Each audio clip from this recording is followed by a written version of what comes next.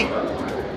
तो दर्शकों, हमारे साथ अभी हर्ष शिकारा जी मौजूद है, आइए इनसे बात करते हैं। नमस्कार सर, हमने देखा है कि आप काफ़ी विवाह कराते हैं, जिन लड़कियों के माता पिता नहीं होते और जो गरीब होते हैं आप उनका विवाह कराते हैं। वहीं साथ ही साथ आज आप यहाँ संत रामपाल जी के यहाँ पे आए और आपने देखा कि यहाँ पे दहेज मुक्त मात्र 17 मिनट में शादी हुई। क्या कहना चाहेंगे इसके बारे में? सबसे पहले तो आपके दर्शक साथियों को हर्ष शिकारा की तरफ से हाथ जोड़कर नमस्कार।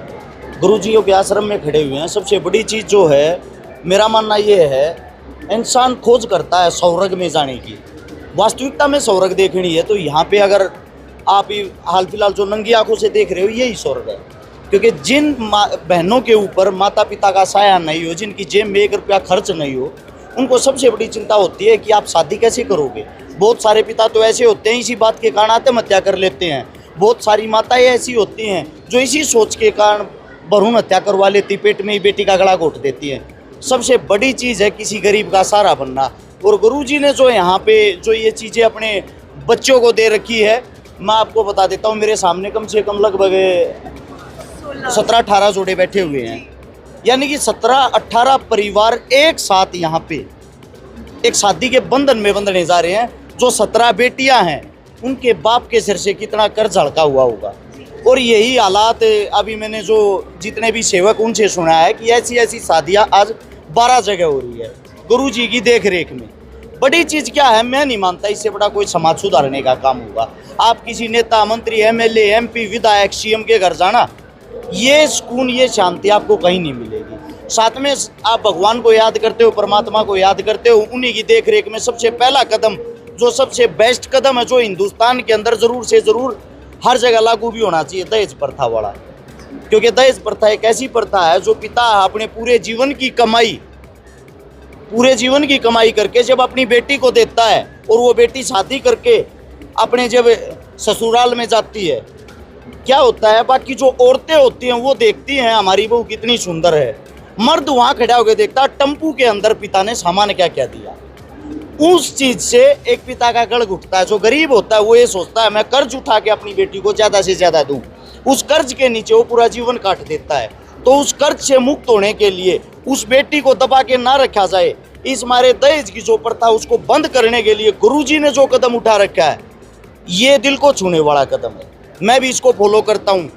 लगभग मैंने 600-700 लड़कियों की शादियाँ करवा चुके हैं हम। तो क्या आप उसमें बिल्कुल भी दहेज नहीं देते उन लड़कियों को? हम दहेज नहीं देते, दहेज के खिलाफ है, लेकिन ज़रूरत का सामान ज़रूर देते हैं। पर वो तो दहेज ही माना गया ना। एक मैं तो यही मानूंगी कि वो कहीं ना कहीं जो नॉर्मल पिता है वो भी तो ज़रूरत का सामान ही दे रहा है, बेड दे रहा है, अलमारी दे रहा है, वही तो यही तो चीज़ हुई। मेरी बहन, जिस लेवल पे गुरुजी हैं, हम उनके बच्चे हैं, छोटे हैं, हमारा लेवल थोड़ा बड़ा होगा गुरुजी के आशीर्वाद से, तब हम इसी लाइन पे आएंगे कुछ हद तक। यानी कि जो 100% था उससे घटा के 10% कर रखा है।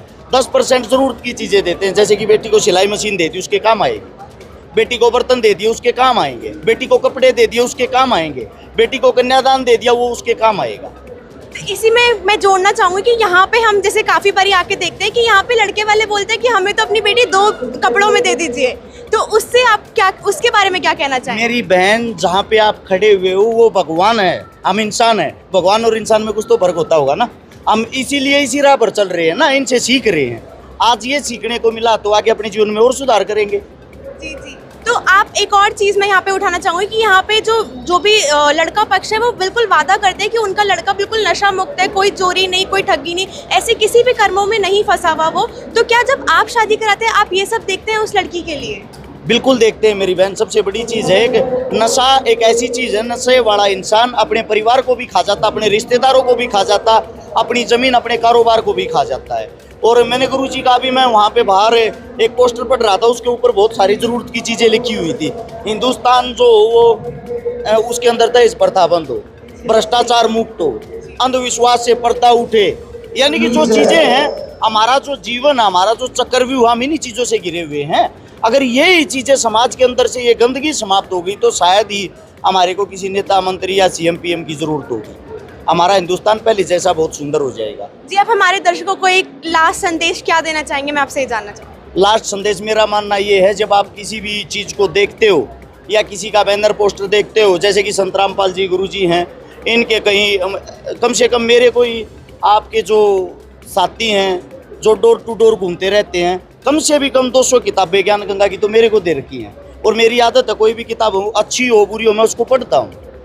तो आप किसी भी चीज को, किसी चेहरे को, किसी किताब को, किसी इंसान को देख के गलत सही का फैसला जब तक नहीं कर सकते, जब तक पूर्ण ज्ञान उसके बारे में नहीं कर लेते।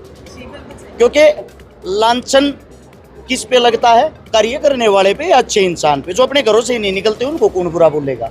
मेरा मानना ये है, सबसे पहले एक बार गुरु जी के धाम पे आए, गुरु जी के जो यहाँ की जो संगत है उसके साथ बैठ के अपने जीवन के 5 से 10 मिनट बिताएं और फिर वापस जाके फैसला करना अच्छा है या बुरा।